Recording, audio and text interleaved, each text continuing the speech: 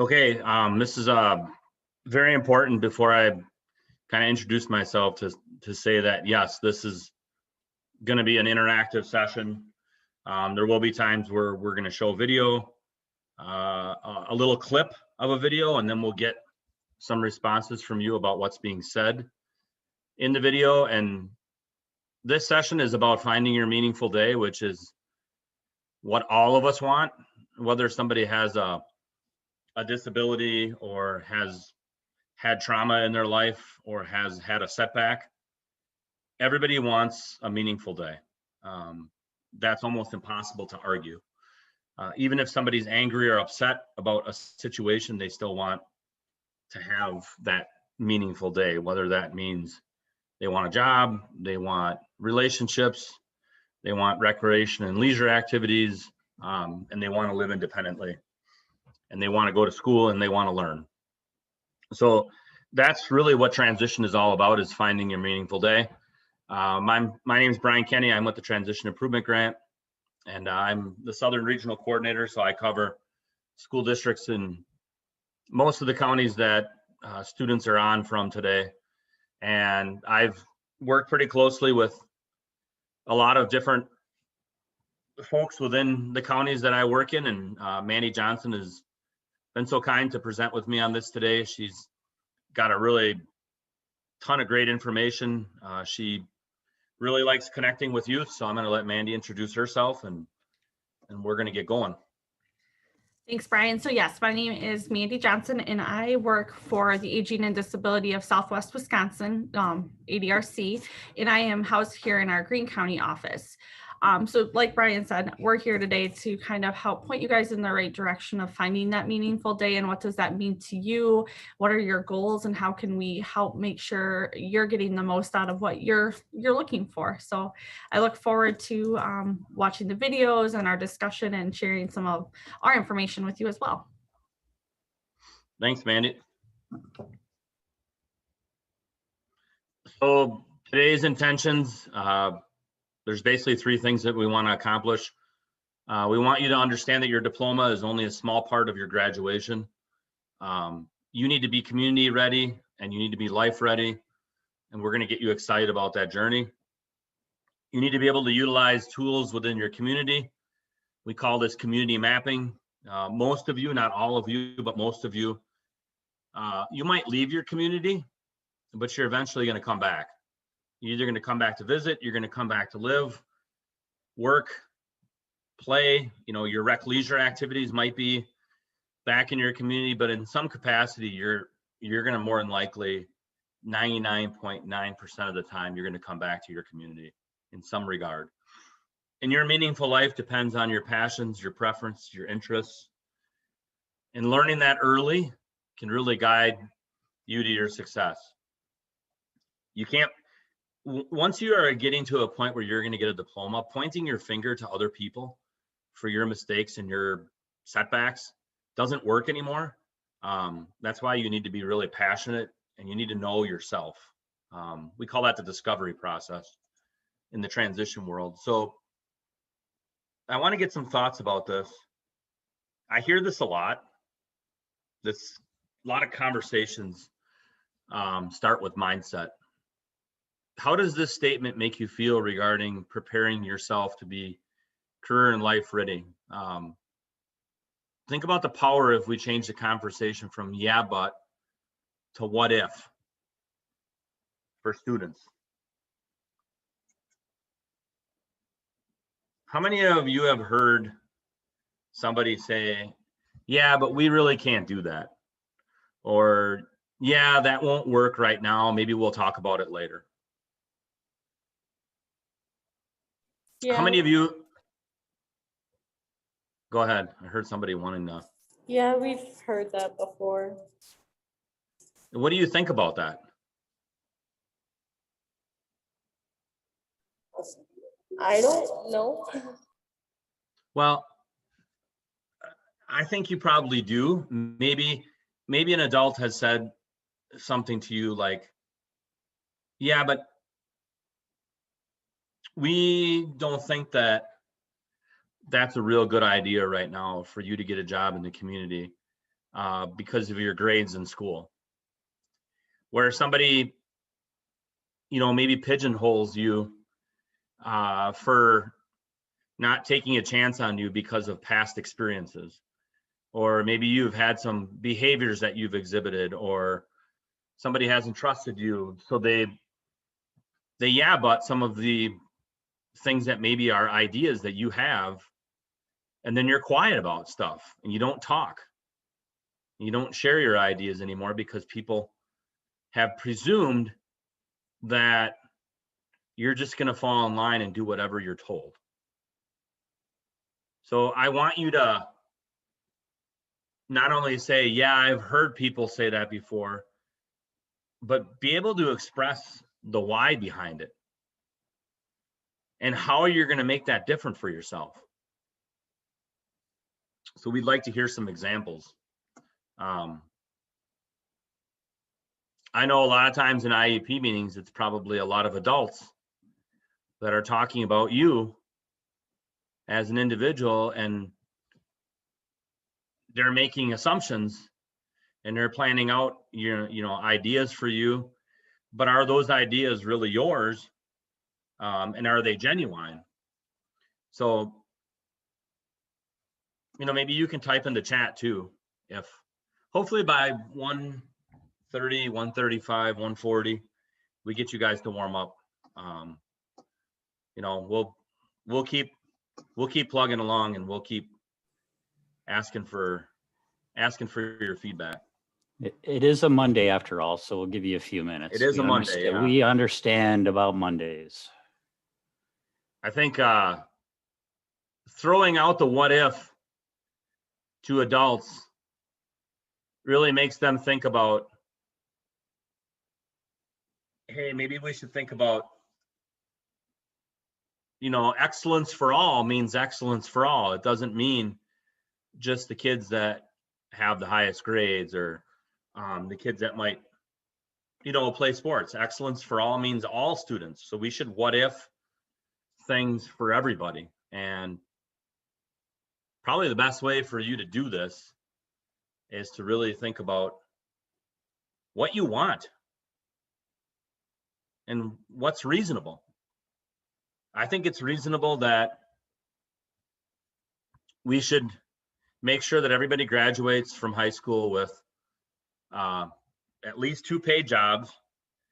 They should graduate with participating in some extracurricular activities, so being involved in school-related activities, and they should graduate with a plan for how they're going to live independently, what kind of job they're going to have when they leave high school, and what that might look like, and the supports, and then any kind of education and training that you might need, and who's going to support that.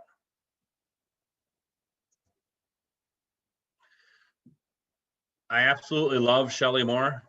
She's probably my favorite motivational presenter. I have lots of different presenters that I really like. And Shelley Moore's big thing is the 5 Ps.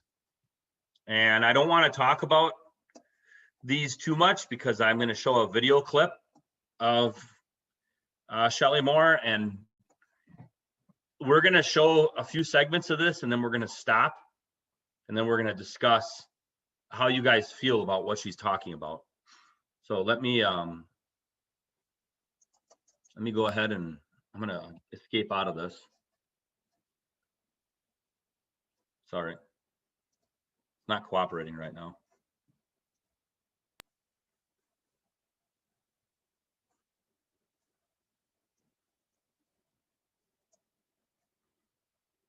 Okay, here we go. Writing's not that easy, but Grammarly can help. This sentence is grammatically correct, but Welcome to 5 more minutes. Mandy, can you hear my video okay? Yes, I can. Okay. So this is Shelley Moore. She's world renowned. She lives in Canada. She's a game changer for really getting adults to change their mindset. And if an adult can change their mindset, then so can youth. You're much younger.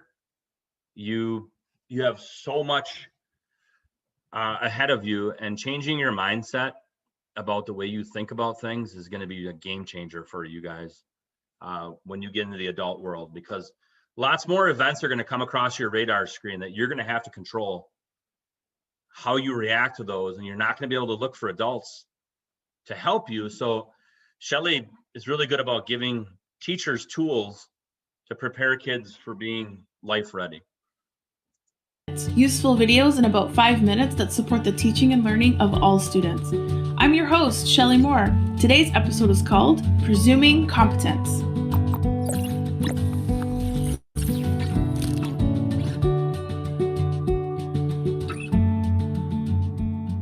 Okay, so there's this barrier to inclusive education that exists everywhere. And the barrier is both the easiest and the hardest one to overcome. It's the easiest because it requires zero resources. You don't need people or funding to overcome this barrier. But it's also one of the hardest ones because you can't force anyone what to think. There is no policy that can be put into place and no amount of funding that can make this change happen, because the barrier is mindset.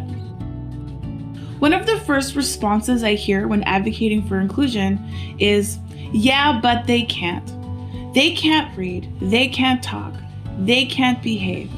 And the best way to overcome this barrier is by presuming competence. Presuming competence is a term coined by Douglas Bicklin and emphasizes that everyone, even people with disabilities, can and in fact do learn all the time. And just because they're communicating their learning in a way that is different than how we do doesn't mean it's not happening. Presuming competence relies on some very important shifts in all of our thinking. First of all, we need to increase our understanding of what it means to know, because there's more than one way to know. And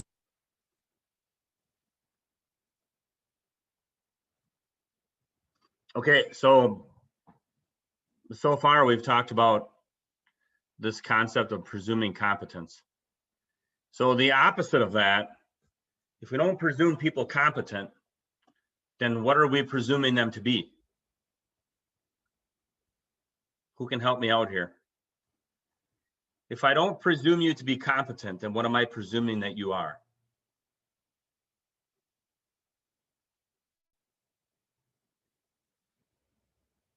Anyone? Incompetent, right? I don't think that's a very positive thing to say to somebody. But when you are sitting in a meeting and you have a bunch of adults that are making decisions for you, they might be presuming that you're not competent to be able to choose your environment where you want to learn, the material that you want to learn, and how it's delivered to you. So with that being said, what are some ways that maybe you have felt left out of the decision-making process and you felt people have deemed you to be incompetent when it comes to your education? You can either put it in the chat or you can come off mute and you can give us some examples. Like I said earlier, your dialogue is important. I'm not going to judge anything that you say because that would make me very not so credible as a presenter. And just so you're aware, I have a disability. I did not have an IEP when I was younger. I should have, but I'm disclosing that to all of you. Someone come off mute and explain how people have presumed that you are not competent in your ability to learn as a student.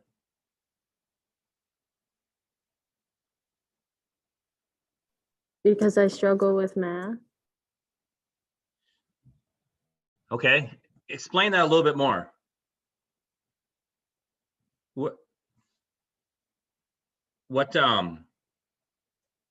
What kind of math classes have you taken that or what's your experience with math that maybe has led you to think differently about that subject? Not very good with numbers and just like equations and that. Like I'm not very good at telling time or stuff with money. Okay. I have a 12-year-old that really drags a lot of anchors when it comes to math. But he excels in other areas. So oftentimes people want to focus on the bad things that are happening to him in math, but he has some really good teachers that have really stretched him this year to be a good problem solver. So I think a lot of it is you being able to say, you know, what you need in math to support you. So how has math gone for you this year?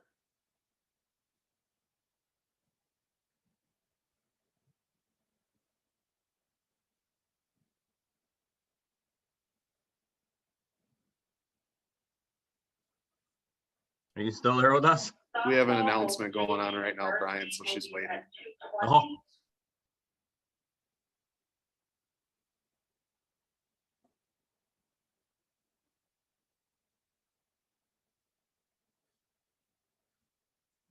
While that's happening, while you're thinking about that answer,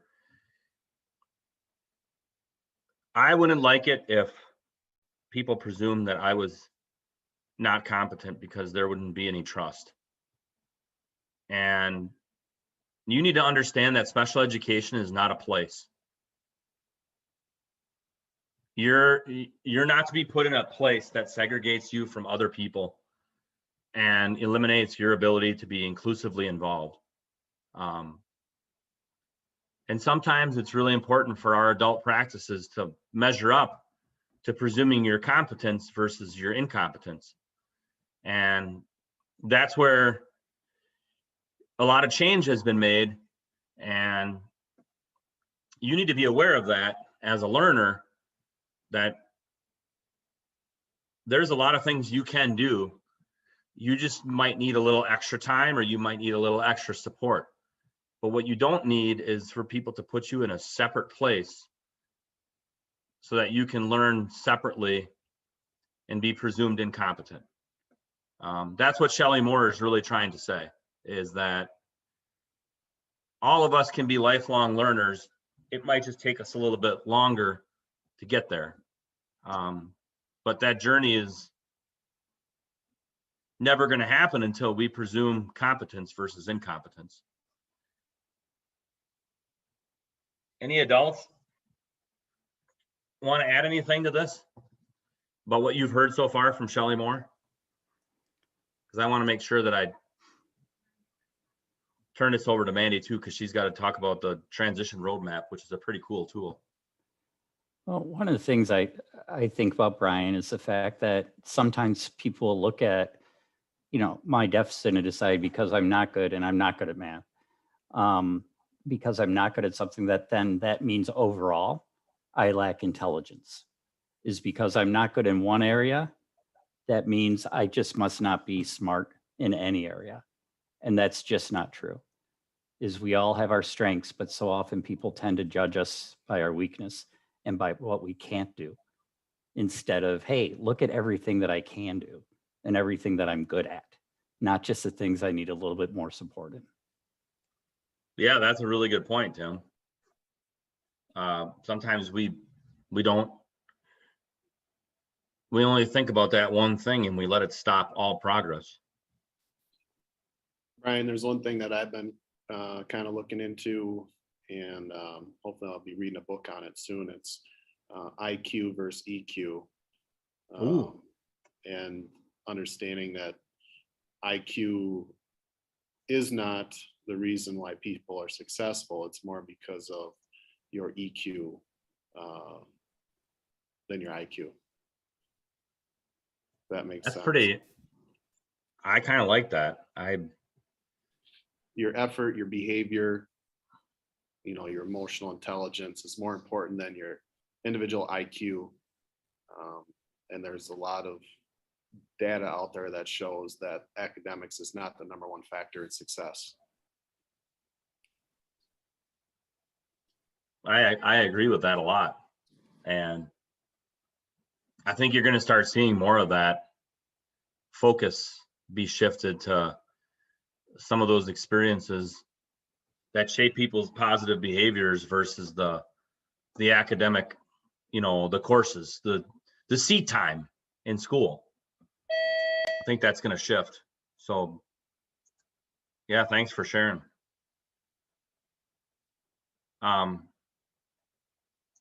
Let me go back to sharing my screen again. Hopefully this works.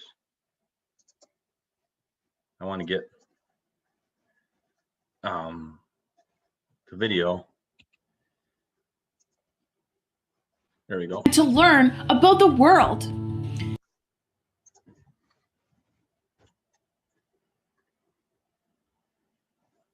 This is the last slide that I'm going to show, and then I'm going to turn it over to Mandy. We have this really good discussion lately about dignity of risk, and I really want you to listen to what this is all about. This is defined as the concept of affording a person the right or the dignity to take reasonable risks, and that if we as educators, our adult decision makers, impede that right, then that can suffocate your personal growth, destroy your self-esteem, and basically inhibit your overall quality of life to the extent that you become very robotic, where you won't respond to things unless you get some kind of affirmation from an adult. And I've seen this with kids, where when somebody asks them a question and it's an adult, and it's a tough question, they'll turn and look at another adult to see what they have to say before they make their decision about how they feel about it. And that, when that starts to happen, then you're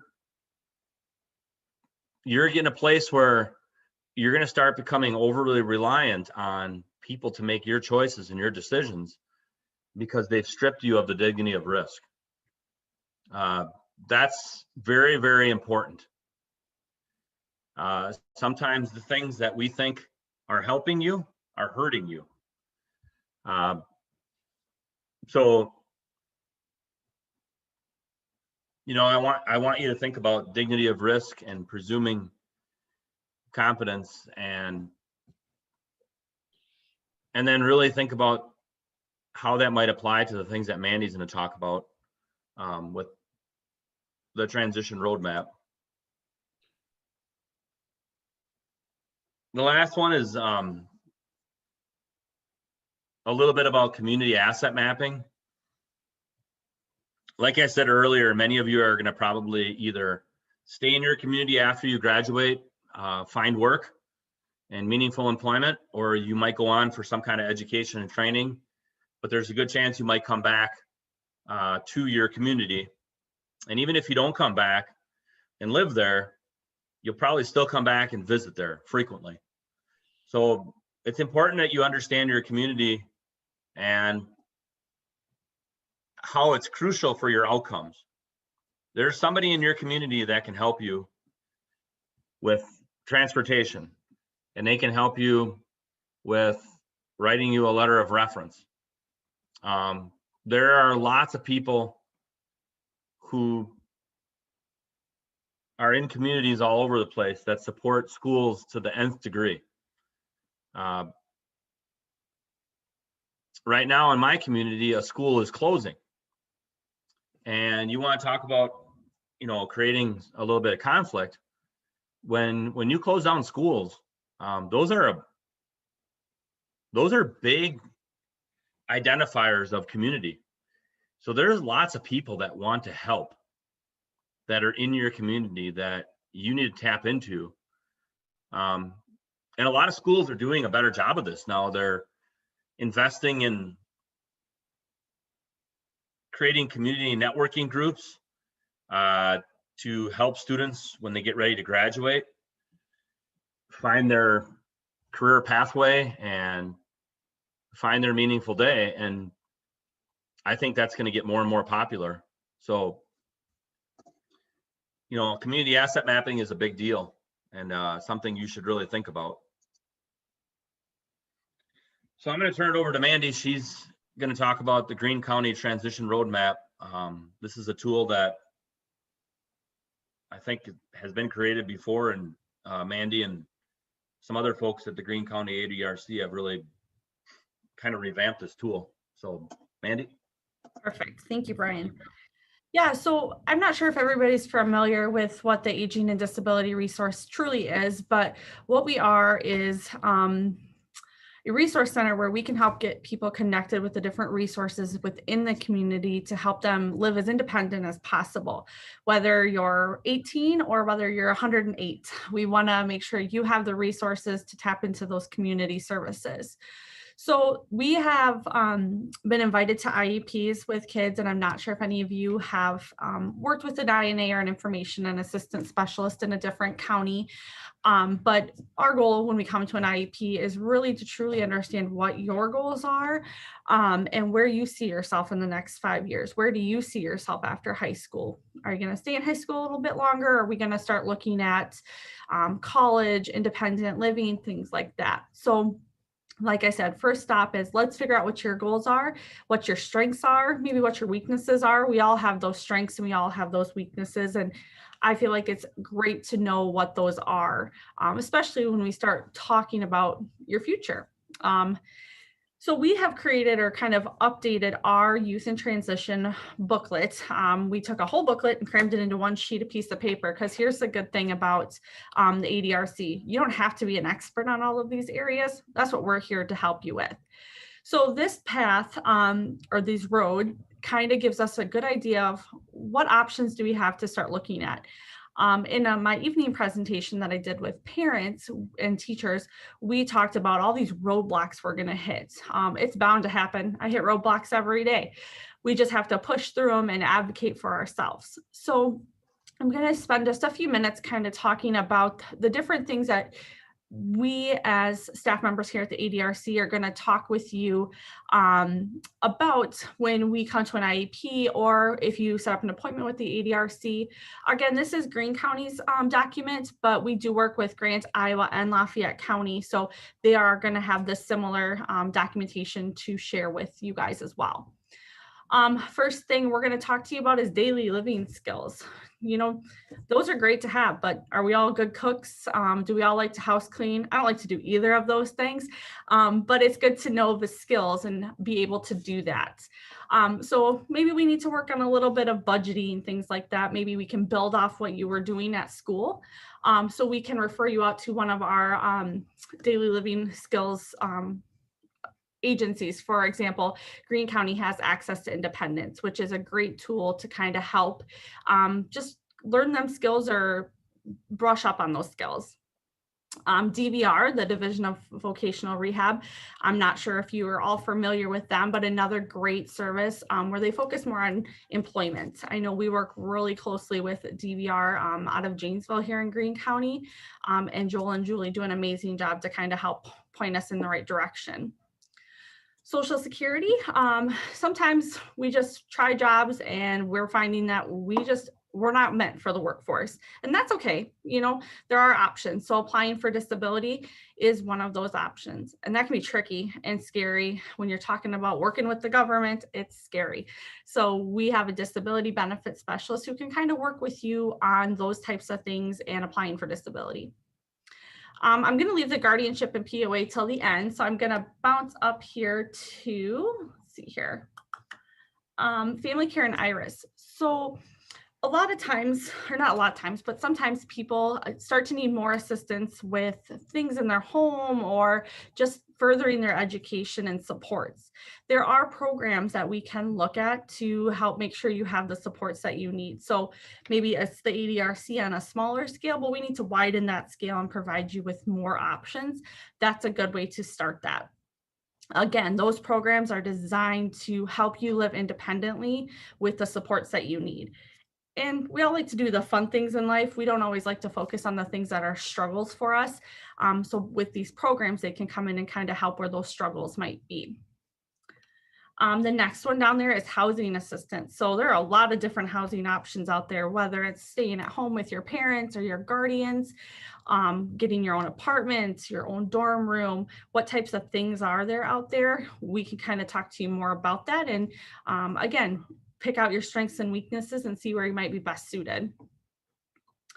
Insurance, that's not something any of us want to deal with. It's a mess. Nobody likes it. Again, come over to us. We will talk to you about those insurance options, whether that's Medicaid or, private insurance, stuff you guys probably haven't even thought about because it's something I keep on the back burner of my head too. And then bouncing back over to that guardianship and power of attorney.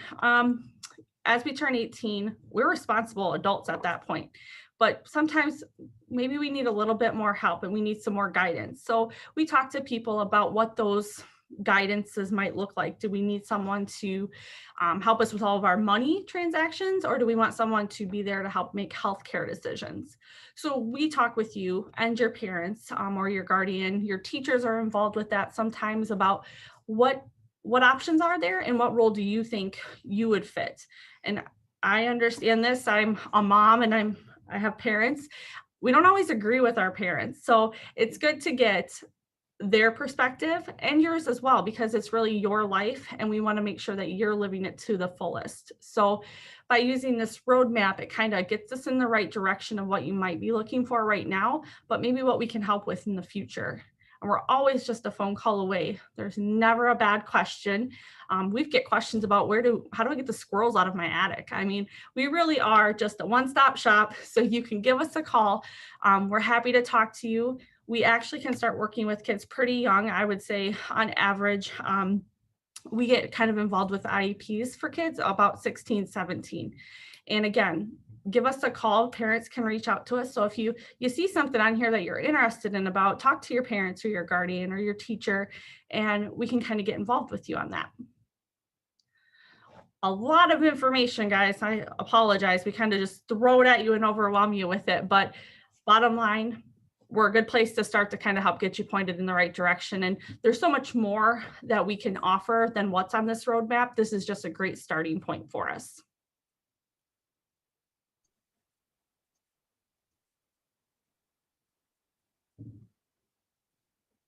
Thanks, Mandy. You're welcome. Any questions at all? Come up in the chat, Tim, about anything Who so can far? qualify for ADRC, Brian, or can you expand on what students would be looking into ADRC? Or somebody, can somebody? Yeah, I can answer that. So we typically start working with people once they turn 18, but when kids are transitioning from high school, even freshmen on, if there's an IEP in place or you feel like benefits are going to be needed at some point, whether that's guardianship or long-term care, or just those additional supports for the parents that they might need, it's okay to get them connected with us. I would rather meet with somebody and decide with them that, okay, maybe we don't need the ADRC services right now, but I can provide them with one piece of information. It's a win right there. Thank you. Justin, I always tell people like the ADRC is almost like a visitors and convention bureau. Even if you don't get the full, benefits, long-term support, there's still things that you might be able to get answered. Like I've had kids go to the ADRC and ask about taking their driver's course and can they get accommodations on the driving test? And the ADRC says, yeah, get a hold of this person. So they kind of like know a lot of stuff, and they can give you directions, even if it's not getting you long-term support, there's still other things they can do. And Justin, I think with you being in Mineral Point, Brittany Merwing, I always say that wrong. She is kind of the CCOT lady up there. So I think she's a good resource. Yeah, she's great. I work with her a lot. Yeah, and I think she'd be open to any questions, or even if you're like, oh, do I refer this kid or this child, whatever, she'd be able to talk you through that. Yeah, Justin, Brittany and Mandy are like, basically, I see them as, I mean, both rock stars in their counties. We No, do share a Brittany's- birthday, so I mean, I'm much older, of course, but we do share that, so we are pretty similar. And that's why we did this the way we did it, because Greene, Iowa, Lafayette, Grant, and I believe Richland even too, right? Kind of have a consortium. Nope, it's just Grant, Greene, Iowa, and Lafayette. So Okay, Richland. it's the 4 counties, not the 5. Yep, it's just the Yeah. 4 of us down here. Which is really nice because it's kind of the same thing for DVR. Division of Vocational Rehabilitation counselors that service most of the CISA 3 schools come out of the same office. So that makes for a lot of consistency. How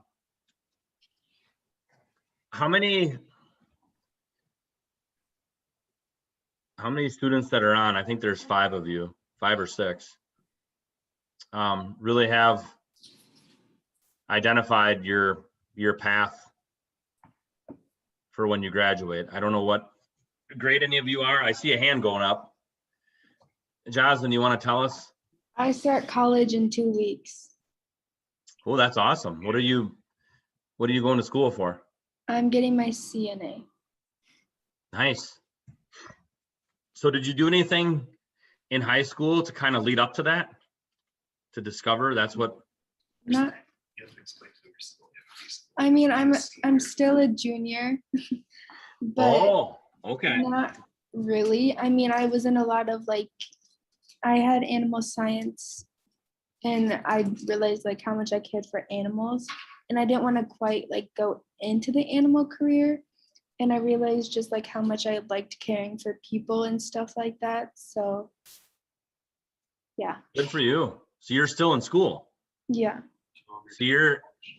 So I think what Mr. Leonard is trying to impress upon you is that because you're a junior in high school and you're starting this program now means that you're going to be ready to be a really good CNA by the time that you exit high school. And your school's preparing you for that journey. It's not just about getting you a diploma and getting you the math, the English, the social studies, getting you a high enough ACT score. There's way more going on in your school that's benefiting you as a person. So that's awesome. Brian, the plan for is to take the College Up program this fall. Ooh, nice. Are you gonna look for something in your community too, Jocelyn, for work in that area? Yeah, I want to go somewhere in Madison. Okay. Well, that's gonna be a great journey for you. And the school can still provide you some supports along the way. So starting that when you're a junior is really important. Nice work. Anyone else? There's more of you.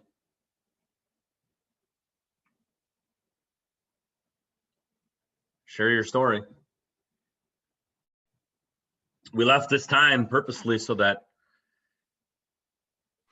we could Olivia's hear. gonna go. Okay. So after graduation, I plan on going to Southwest Tech for animal science.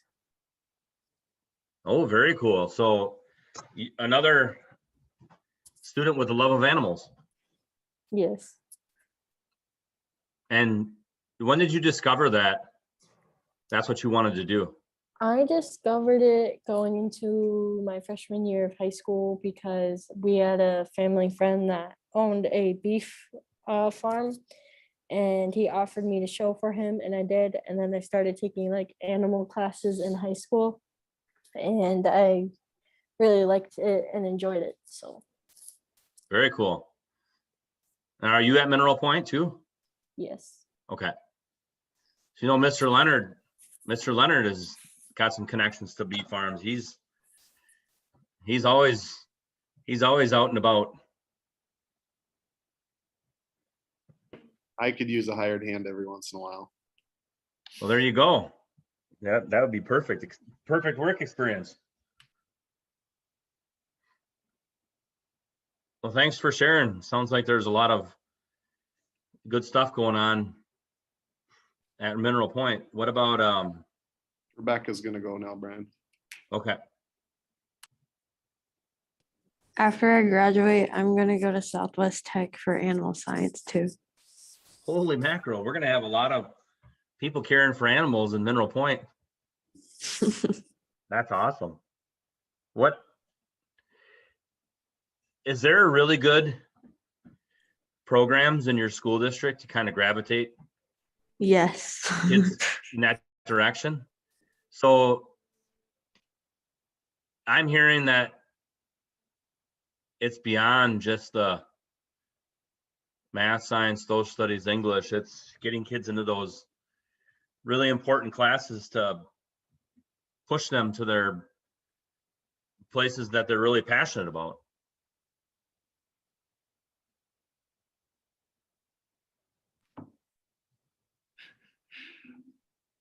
The girls want to tell you that Mr. Robinson's FFA and ag classes are really good classes.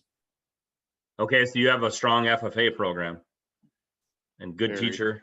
Yeah. Yep. So there's a strong connection between those.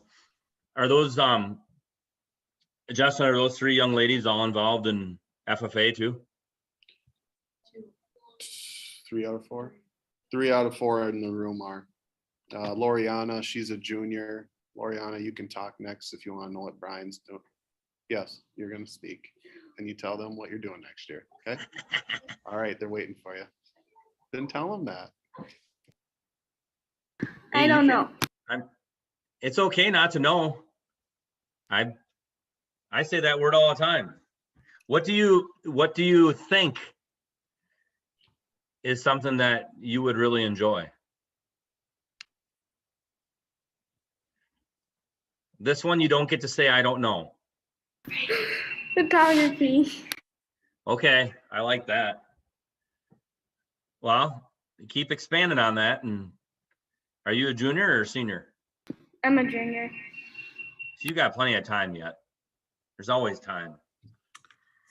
And I like This- that you don't have to know what you want to do. I honestly I graduated high school and I went and got a degree and I changed it up completely. And so it's okay to not know exactly what you want to do. It's a good idea to start having a plan of this is what I might like to do. Give it a try. You can always change it later. So I like your honesty on there when you say, I don't know.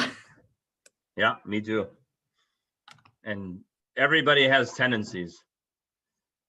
Justin knows this as a football coach, that when he's coaching football, the other team is going to have tendencies, and that's part of the game. Is when you show us your tendencies as a student, we start to support you with the right courses and extracurricular involvement, and then all of a sudden the flower starts to blossom. So whatever you're doing at Mineral Point, it's working. So keep up the good work. Brant, I know you're on from Cassville. What are some things happening with some of your students? Any similar things that you can share with us from your perspective over at Cassville? I know Brant is on, but I'm not sure if he is able to share with us or not. I know, Asa. Yeah. What? What's it? Tell us your hobbies and interests and the things that you might enjoy doing over in Fenimore. I don't know. Just it's really you like to finding a job like from Fredericksburg. Already did that. So you're trying to find a job in the area. Yeah. But I already did. It was in the Buick, I think. Oh, okay. So you're gonna start working pretty soon? Yeah. Oh, good. Mm-hmm. Well, hopefully, your work experience will help provide you with a good perspective on whether you like that Yeah. job and want to keep doing it or get a different job. Keep So, doing that. where are you at, Asa? The back of a room, my Mrs. Kessler's room. Kind of a cool little area you got there. It's like a little shelter. Yeah, I do. Yeah. Mm-hmm. Well, thanks, Asa. Yep. So, can I leave? Oh, no. Well, you can just go on mute again. Don't leave yet. All right. That's awesome. Any other things kids want to share with us, or I just have one thing that I would leave you with, and that would be a very simple quote, probably one of my favorite things that I like to say. What you permit, you promote. So if you permit yourself to walk quietly through your educational journey and you just allow people to presume you incompetent, then that's what you're promoting. And when you promote what you permit, the beauty of that quote is you can say it backwards and it's still the same thing. What you promote to go on for yourself, you're kind of permitting it. And I like to promote excellence. So I think it's important that you value your own journey and that you start to really get more involved. Some of you are very involved. And when you do that, you become a stakeholder. And when you're a stakeholder, then you're running the IEP meeting, not the adults. I remember when I was a special education teacher, when I was younger, I didn't do a very good job of having student-led IEP meetings, and the adults were doing all the talking. And then we would ask the student to say something, and they would just kind of say, well, I really don't know if I should really talk because you adults are very intimidating and you're saying everything. So I'm just going to sit here and be quiet. And that doesn't work very good. So I think I know Mr. Leonard well enough to know that he's probably pushing his students to take more ownership in their IEP meetings as they get older. We were just talking about that, Brian, a little side conversation, and you just happened to say the exact same thing I just told them about. They should be leading their own IEPs because it's their future. Right. It's about them, and their voice is the most important voice in the room. And if they need help, if they don't know, that's okay. Yeah. That's what we're here for. But I think the biggest thing with kids is too, adults is too, we've got to be vulnerable. Like, we don't know everything. I don't know everything. That's why I've joined these last 3 meetings, because one, it either reassures what I'm already doing well, or it tells me, oh, I could do this or I could do that. And it's the same thing with the kids. They need to be able to say, hey, I don't know. All right, then what's the plan? How are we going to figure it out? What do we need to do? And that's the progress we're going through, and we're not quite there yet, but I think our kids are getting there. And for the girls I have in this room right now, they've had a lot of growth, I'd say, in the last couple years, especially the last year. I think there's been a lot of growth in their independence. So, and you can tell them that we did not have this conversation beforehand. We didn't. They probably think that there was some kind of text message or phone call, or that we secretly commiserated on this, and we did not. It seems pretty scripted. I think Johnsen might. Yeah, that was Jocelyn, pretty bold. That was pretty bold. yeah, Jocelyn, let me tell you, I know Justin and Brian, and they're just not that good to coordinate like that. So no, it was total freak happening. Trust me. Yeah, it was. He's permitting what I'm promoting. I've been promoting that for a long time, the student-led IEPs, and it starts with introducing the people at the table and replacing the adults talking with more youth talk. You know, do you guys use, Justin, you're using the transition app a lot too, right? With students? The one, like the form you fill out, you're talking about? Yeah, the app, the tool on the, I do a lot more student interviewing now, especially this year, because this year was kind of weird. In the past, I'd have them fill out the survey. Yep. And then we'd go back through and, have the conversations around those surveys. I need to get back to that next year, but this year was more of just a get together talk. I think the biggest thing is confidence, Yeah. When these kids have more confidence, they're, able to talk and things like that, and promoting that confidence in them. And like I tell them every day, I tell them how great they are. And if they're not smiling, I tell them, give me a smile, to try and turn things around for them right away. Yep. Mindset. Yeah. Yeah. Yeah. If you think you're going somewhere, you're going somewhere. I talk about that too a lot. So this has been great to connect with a few students and a couple of teachers, and I knew that by the 1:30 mark we'd get some more talking going, and we did. So I don't know how many chocolate chip cookies or how many steaks Mr. Leonard had to give away to get those girls to talk, but I don't think there was anything given away. I think they just. But I think you should. Yeah. They want cookies and steaks now. I'll take a steak. Yeah, he's got access to them. Tim, I got a freezer full if you want some. When I'm allowed back on the road, I will be down there. Awesome. Yeah, likewise. All right. Well, thank you so much, everyone. And you guys have a great rest of the day and a great week. And we're almost done. From 2020, 21 school year is almost a wrap. I've got 2 girls in this room that are done on Wednesday.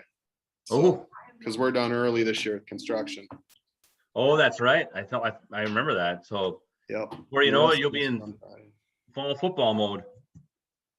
Yeah. That's already started. Oh yeah.